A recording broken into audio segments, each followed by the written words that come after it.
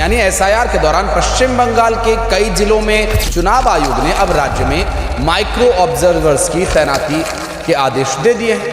আপনি micro observer লাগান, কারোর কোনো আপত্তি নেই। তৃণমূল লড়তে জানে, তৃণমূল লড়ে নেবে, কিন্তু একই যাত্রায় পৃথক ফল হতে পারে না। আমি বাংলায় থাকি, আমার জন্য আইন আলাদা, আর গুজরাটে যে থাকে তার জন্য আইন আলাদা। প্রতি দুদিন অন্তর অন্তর একটা করে নোটিফিকেশন ইস্যু করে বাংলার জন্য আইন পাল্টে দেওয়া হচ্ছে। একই নোটিফিকেশন আপনি কেন উত্তরপ্রদেশে লাগু করছেন না? একই নোটিফিকেশন আপনি কেন গুজরাটে লাগু করছেন না? ওখানে তো সব থেকে ভোটার বাদ গেছে, বেশি ভোটার বাদ গেছে।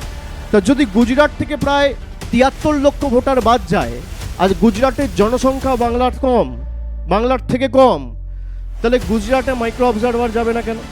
উত্তরপ্রদেশে আমি সংবাদ মাধ্যমে যেটুকু পড়েছি বা সংবাদ পত্রিকায় যেটুকু পড়ে দেখেছি, প্রায় ৪ কোটি লোকের নাম বাদ দেওয়া হচ্ছে। উত্তরপ্রদেশের জনসংখ্যা ১৫ কোটি, তার মধ্যে ৪ কোটি মানে ১২-১৪% কাছাকাছি। তাহলে সেখানে মাইক্রো অবজারভার যাবে না কেন? সেখানে স্পেশাল অবজারভারদের নিয়োগ করে পাঠানো হবে না কেন?